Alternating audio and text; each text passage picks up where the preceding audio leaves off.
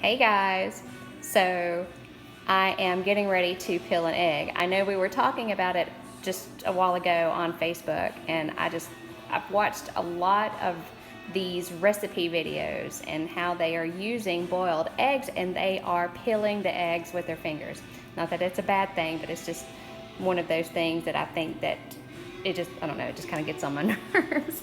But in any event, so what I do usually, because I use fresh eggs, is that I steam them rather than submerge my eggs into water. And I'll use a steamer and I'll wash my eggs really good, and then I will get the water boiling, and then I will put them in there, cover the lid, steam them for about 13 minutes, and then when they're done, I will put them in an ice bath.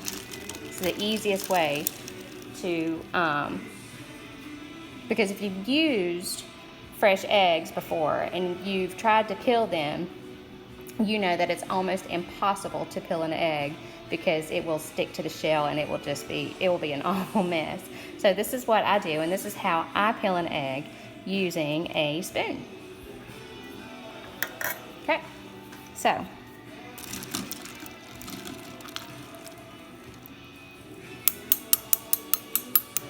I'll just tap on it just a little bit. Now, you need to let the eggs sit, and I'll pinch it just a little. You need to let the eggs sit for about 5 minutes in this ice bath. And you just, boom, fast, it's easy, especially if you're making deviled eggs. You're making a bunch of eggs, you've got a whole group, church, tap, pinch just a little, just take the spoon, kind of go under.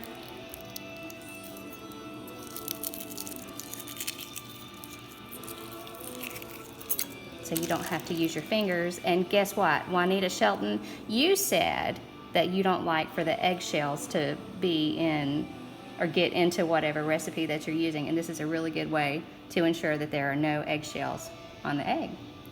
All right, thanks for watching. Hope you have a great day.